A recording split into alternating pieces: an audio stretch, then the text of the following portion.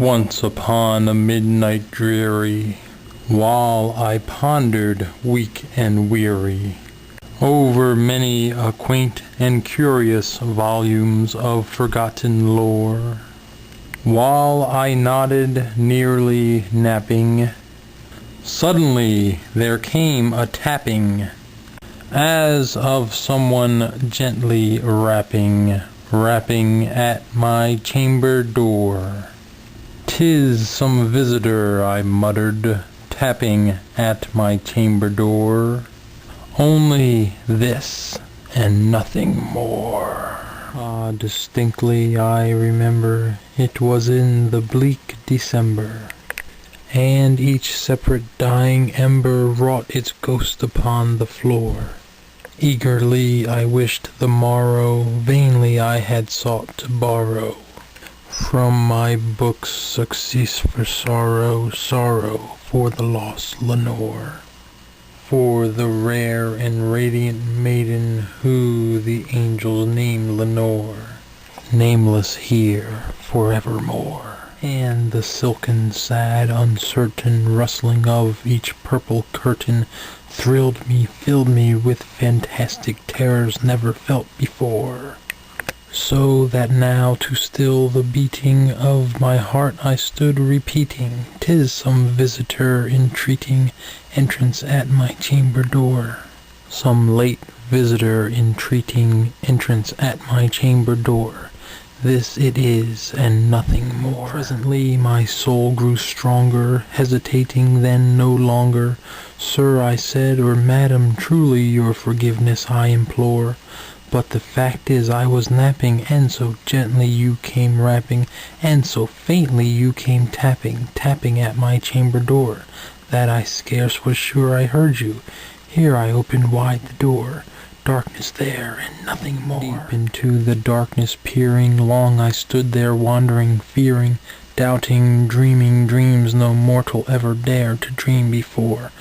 But the silence was unbroken, and the stillness gave no token, and the only words there spoken was the whispered word, "Lenore." This I whispered, and an echo murmured back the word, "Lenore." Merely this, and nothing more.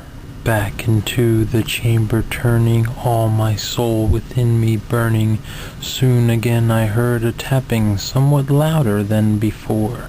"Surely," said I, "surely this is something at my window lattice. Let me see then what thereat is in this mystery explore. Let my heart be still a moment, and this mystery explore.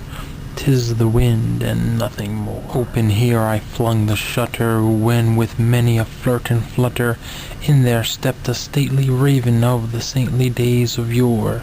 Not the least obeisance made he, not a minute stopped or stayed he, but with mine of lord or lady perched upon my chamber door, perched upon a bust of Pallas just above my chamber door, perched and sat, and nothing more. Then this ebony bird beguiling my sad fancies into smiling, by the grave and stern decorum of the countenance it wore. "Though thy crest be shorn and shaven, thou," I said, "art sure no craven, ghastly, grim, and ancient raven, wandering from the nightly shore. Tell me what thy lordly name is on this night's Plutonian shore." Quoth the raven, "Nevermore." Much I marveled this ungainly fowl to hear discourse so plainly, though its answer little meaning, little relevance it bore. For we cannot help agreeing that no living human being ever yet was blessed with seeing bird above his chamber door, bird or beast upon the sculpted bust above his chamber door, with such a name as Nevermore. But the raven sitting lonely on the placid bust spoke only that one word, as if his soul in all that one word he outpore. Nothing farther did he utter, not a feather did he flutter, till I scarcely more than muttered, "Other friends have flown before.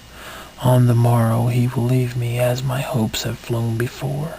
Then the bird said, "Nevermore." Startled at the stillness broken by so reply so aptly spoken, Doubtless, said I, what it utters is its only stock and store, called from some unhappy master, who unmerciful disaster followed fast and followed faster, till his soul one burden bore, till the dirges of his hope that melancholy burden bore, of nevermore. But the raven still beguiling my sad fancies into smiling, straight I wheeled a cushioned seat in front of bird and bust and door.